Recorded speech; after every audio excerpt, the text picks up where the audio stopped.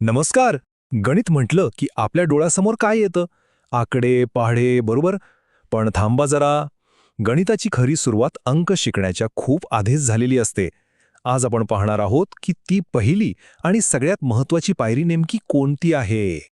तर मग प्रश्न हाच आहे की गणिताची खरी सुरुवात होते तरी कुठून? बेरीज, वजाबाकी किंवा पाढ्यांपासून? नाही. याचं उत्तर आपल्या विचारापेक्षा खूप सोपं आहे आणि त्याची सुरुवात तर खूप आधीच झालेली असते. आणि ती पहिली पायरी आहे तुलना करणे, म्हणजे दोन वस्तूंमधला फरक ओळखण्याची क्षमता. लहान, मोठे, उंच बुटके, जड, हलके हे जे फरक आहेत ना ते ओळखता येणं म्हणजे समजा भविष्यातल्या गणिताचा पायाच रचला जातोय. चला तर मग हा प्रवास सुरू करूया वयाच्या 3ऱ्या-4थ्या वर्षापासून. या वयात मुलं खरी शोधक बनतात. त्यांचं जग म्हणजे जणू एक प्रयोगशाळा असतं, जिथे ते वस्तूंना बारकाईने बघतात आणि त्यातले साधे सोपे फरक ओळखायला लागतात. तर या वयात त्यांचं मुख्य उद्दिष्ट अगदी साधं असतं. दोन वस्तूंमधला लहान आणि मोठा हा फरक ओळखता येणं. आता इथे ताईंची किंवा शिक्षकांची भूमिका काय, तर फक्त वस्तू हाताळायला देऊन सोपे प्रश्न विचारणं. यातलं मोठं कोणतं? आणि मुलांचं काम, त्यांनी फक्त मोठ्या वस्तूची जोडी दुसऱ्या मोठ्या वस्तूशी लावायची, बस इतकंच. आणि हे शिकवताना भाषासुद्धा अगदी सोपी ठेवायची. म्हणजे समजा एक फुटबॉल घेतला आणि एक टेनिसचा बॉल घेतला आणि मुलांना सहज सांगायचं, हे बघा हा चेंडू मोठा आहे आणि हा आहे लहान. अगदी थेट आणि स्पष्ट. यासाठी एक सोपी ॲक्टिव्हिटी करून बघता येते. जोड्या जुळवणं. मुलांसमोर ना काही लहान आणि मोठे चमचे ठेवायचे आणि त्यांना फक्त सांगायचं की या मोठ्या चमच्यासारखा दुसरा मोठा चमचा शोधून काढ बघू. हा साधासा खेळ त्यांच्या डोक्यात आकाराची संकल्पना अगदी पक्की करतो. आणि हे सगळं काही फक्त शाळेपुरतं नाहीये. हे आपण घरीसुद्धा सहज करू शकतो. जेवताना मुलांना सहज विचारा, अरे तुझं ताट मोठं आहे की बाबांचं? किंवा घरातली भांडी घेऊन त्यांची तुलना करायला लावणं. हा शिकण्याचा एक सगळ्यात सोपा आणि मजेशीर मार्ग आहे. बरं, आता मुलं थोडी मोठी झालीत, 4 ते 5 वर्षांची. आता ती शोधक नाही तर संयोजक बनतात. म्हणजे आता फक्त फरक ओळखून भागत नाही, आता त्यांच्यात वस्तू एका विशिष्ट क्रमाने मांडण्याची एक नवीनच क्षमता तयार व्हायला लागते. या टप्प्यावर उद्दिष्ट थोडं बदलतं. आता 3 वस्तू लहानापासून मोठ्यापर्यंत योग्य क्रमानं लावायच्या असतात. साहजिकच शिक्षकांचे प्रश्नही बदलतात. यातलं मोठं कोणतं असं विचारण्याऐवजी आता त्या विचारतात, याच्यापेक्षा मोठं कोणतं?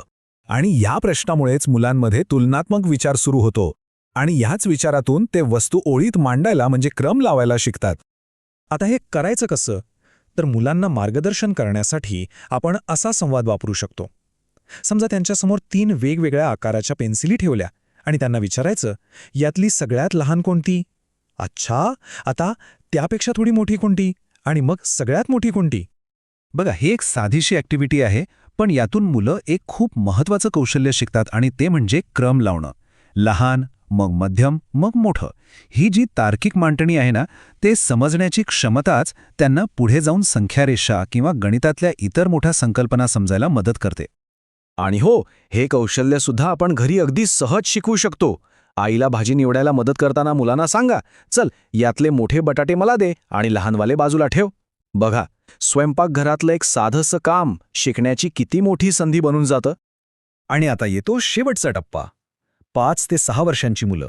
आता ती फक्त शोधक किंवा संयोजक राहत नाहीत, तर ती बनतात विश्लेषक. म्हणजे आता गणित फक्त डोळ्यांना दिसण्यापुरतं उरत नाही. वजन आणि आकारमान यांसारख्या ज्या अमूर्त, म्हणजे ज्या थेट डोळ्यांना दिसत नाहीत, अशा संकल्पना समजून घेण्याची त्यांची क्षमता वाढायला लागते. साहजिकच या टप्प्यावरची उद्दिष्टे थोडी आव्हानात्मक असतात. मुलांना आता चक्क 5 वस्तूंपर्यंत क्रम लावायचा असतो आणि फक्त आकार नाही तर वजनासारखे सूक्ष्म फरकही ओळखायचे असतात. म्हणूनच शिक्षक आता साधे प्रश्न विचारत नाहीत, ते थेट वजन आणि आकारमानावर प्रयोग करायला वावतात, जेणेकरून मुलं स्वतःच्या अनुभवातून सर्वात जड आणि सर्वात हलकी वस्तू कोणती हे शोधायला शिकतात. आता हे समजून घेण्यासाठी ना वजनाचा एक मस्त प्रयोग बघूया. मुलांसमोर 2 अगदी सारख्या दिसणाऱ्या पिशव्या ठेवायच्या. एकीमध्ये कापूस भरायचा आणि दुसरीमध्ये दगड. आणि मग त्यांना एक कोडं घालायचं. या दोन्ही पिशव्या दिसायला तर सारख्याच आहेत, पण त्या खरंच सारख्या आहेत का? आणि मग मुलांना सांगायचे, हे बघू, या दोन्ही पिशव्या उचलून बघ, कोणती पिशवी तुला जड वाटते आणि कोणती हलकी. बघा, इथे स्पर्शातून, अनुभवातून वजनाची संकल्पना शिकवली जाते. आणि मग काय, उत्तर अगदी स्पष्ट असतं. कापसाची पिशवी हलकी आणि दगडाची पिशवी जड. यातून मुलं एक खूप मोठा आणि महत्वाचा धडा शिकतात की वस्तूचा आकार आणि वजन या दोन पूर्णपणे वेगवेगळ्या गोष्टी आहेत. जे दिसतं तसंच असेल असं नाही. आता राहिला प्रश्न आकारमानाचा. ही संकल्पना शिकवण्यासाठी तर आंघोळीची वेळ सगळ्यात बेस्ट आहे. मुलांना सहज विचारा, चल बघूया ही बादली भरण्यासाठी आपल्याला किती मग पाणी लागतंय. हा एक खेळच होऊन जातो आणि खेळता खेळता त्यांना व्हॉल्यूमची म्हणजे आकारमानाची ओळख होते. तर हा होता मुलांच्या गणिती विकासाचा प्रवास. चला, या संपूर्ण प्रवासातून आपण काय शिकलो ते थोडक्यात पाहूया. या विकासाच्या 3 महत्त्वाच्या टप्प्यांवर एकदा पटकन नजर टाकूया. तर बघा, 3 ते 4 वर्षांची मुलं 2 वस्तूंची तुलना करायला शिकतात, जसं की याच्यापेक्षा लहान किंवा याच्यापेक्षा उंच. मग 4 ते 5 वर्षांची झाल्यावर ती 3 वस्तूंचा क्रम लावू शकतात. सर्वात जड कोणतं, सर्वात हलकं कोणतं हे ओळखू शकतात. आणि 5 ते 6 वर्षांपर्यंत पोहोचल्यावर ती 5 वस्तूंपर्यंत क्रम लावू शकतात आणि वजन, आकारमान यांसारख्या संकल्पनाही समजून घेतात.